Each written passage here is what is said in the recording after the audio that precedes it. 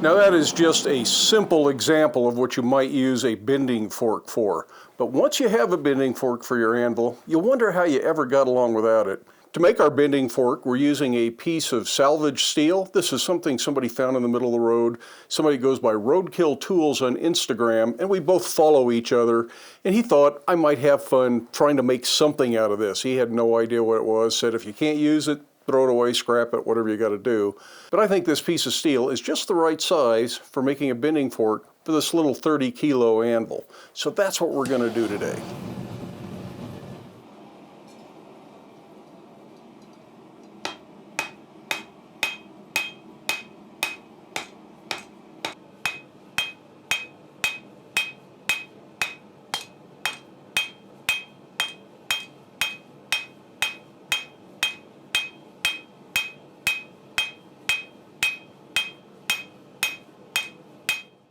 First thing I want to do with this piece of steel is taper it down into a square shank that will fit into the hardy hole. Actually proving to be a fairly tough piece of steel. I'm not sure what it is. It's probably a medium carbon of some sort, but it's going to take a few heats, especially on this little bouncy anvil that we're using. But it can be done on this anvil.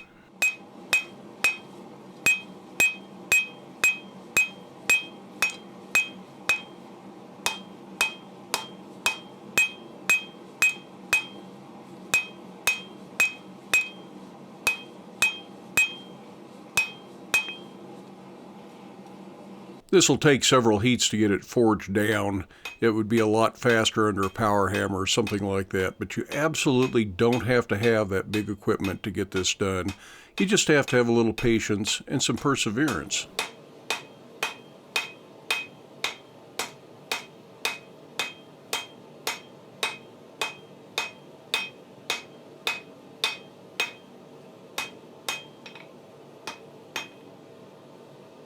Once that fits, I'm going to drive it in and upset a little bit of a shoulder.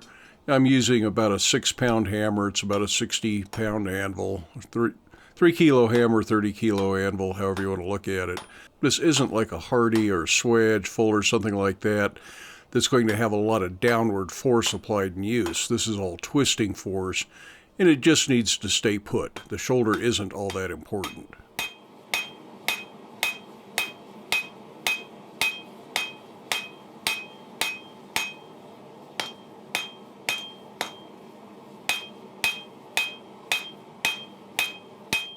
I want to thin this out, get it into a nice rectangle that I can cut the two tines of the fork out of. It's a lot easier to do this forging in one piece than it is to split it and then try to forge each leg separately.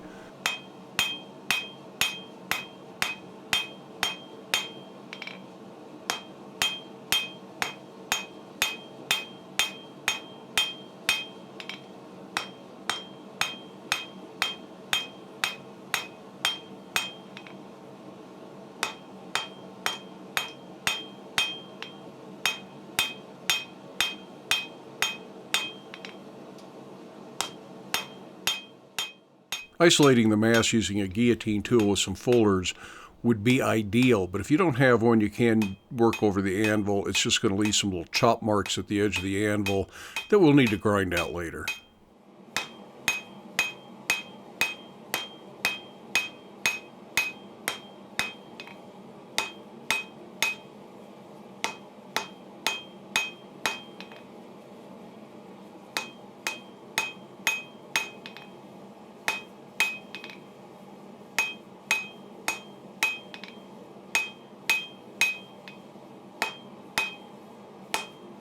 I'm going for about 1/2 inch thick and 1 inch wide, so roughly 13 millimeters by 25 millimeters, something like that. And that'll give me 2 equal sized legs when we split this. Now I'll go ahead and let it cool down with the forge so it'll be a little bit easier to cut. Somebody always asks about the hook ruler and the silver pencil. The pencil is a Markall silver streak. It's a silver lead and a lead holder. It's usually sold by welding shops. And the ruler itself is actually cut down from a 12-inch square. I'll leave links for all this kind of stuff down in the video description if you're looking for it. You could cut this hot at the anvil with a chisel. but it's going to be a lot more even and a lot easier to get this cleaned up later if we go ahead and cut it with an angle grinder. If you're using just mild steel, you can probably do this with a hacksaw or a bandsaw as well. But since this is an unknown material and I'm not sure how soft it is, I'd rather use an abrasive disc on the angle grinder. An angle grinder, in my opinion, is almost a must-have tool. Not quite, but close.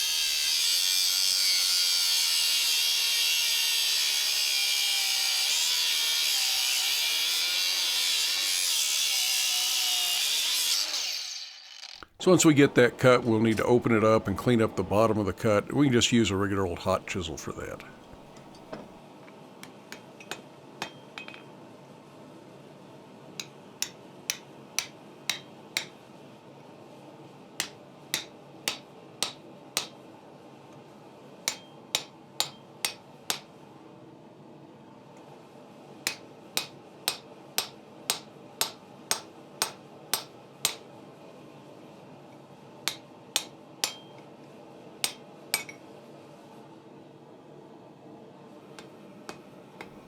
Try and keep the tines straight up and down and not twisted. It'll be easier to get it done in the long run. I don't want to drive these out completely flat because I've got to bend them back up again. But I do want to clean that up a little bit and round up the bottom so it has a nice transition. And a piece of round bar, this 1/2-inch round bar, works just fine for that. A regular fuller would probably be a little bit easier. But since we haven't made any fullers for this little shop, we'll use the round bar.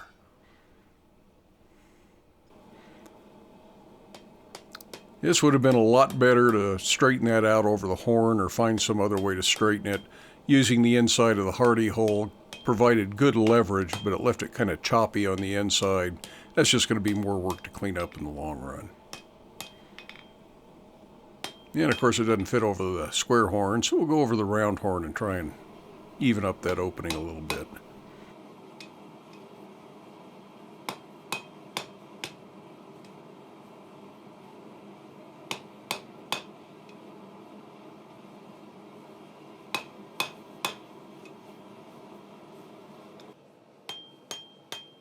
All the bouncing the anvil does is wasted energy. Having it anchored to the floor or on a much heavier stand makes your work much more efficient. But since this is not the anvil I'm going to use in this little shop long term, I'm not too worried about it, and it does get the job done this way. So if this is all you've got, make use of it.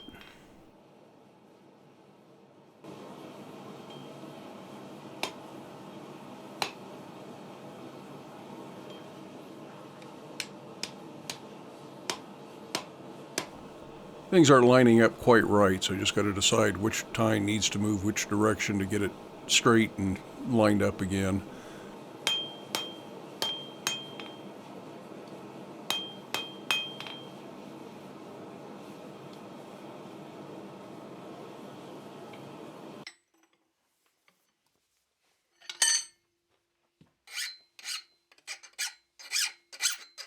I let this air cool so it's not fully annealed, and it could probably be softer. So we're going to go back to the angle grinder, and I'm trying out the Victive grain discs from Ferd.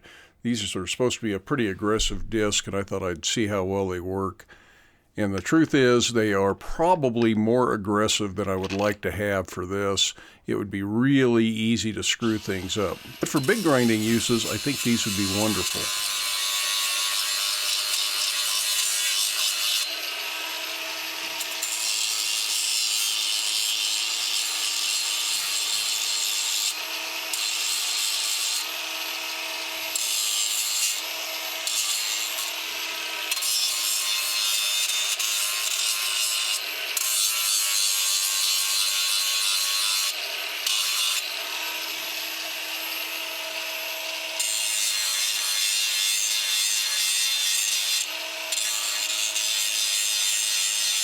Once I get it roughed in with one of these coarse grinding discs, we'll go to a flap disc, and then I'll go down to about a 120 finish with flap discs before we call it good, and just get it shaped as best I can. The main thing is you want smooth transitions on the tines so that they don't leave gouges in your work. But it's not a tool you're using as a form. You're not driving material into it so much. So it just needs to have gentle transitions on it is all. And that's a bending fork. Let's try it out. And what better way to try it out but to make a simple little J hook, since we've made a lot of hooks in this shop. Maybe this will just be the hook shop. Probably not. We'll make other things in this shop. Have no fear.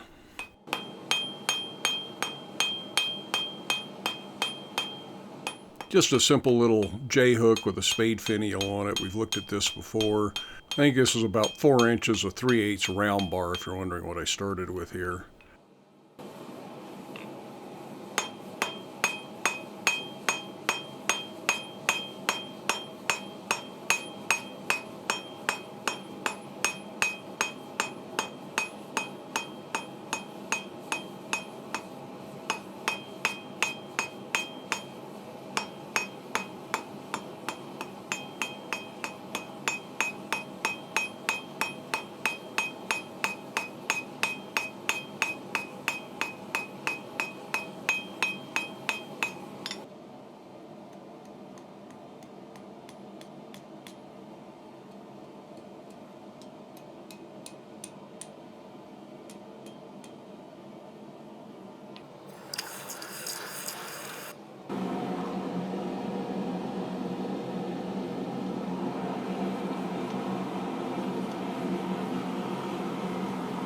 The bending fork is just a tool, not a jig, so you still have to refine the final shape other ways.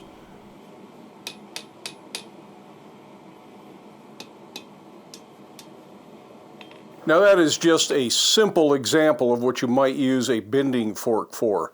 But once you have a bending fork for your anvil, you'll wonder how you ever got along without it. And you're going to want them in different sizes, spacings, for different projects. I have no idea what this steel is. I'm guessing it was some kind of a stainless steel just because it wasn't corroded and pitted after laying in the road. But who knows what it is. It's pretty tough to forge. It did not air harden. I don't care if it oil hardens or water hardens. Bending forks generally don't need to be hardened. I'm not going to put that much stress on this.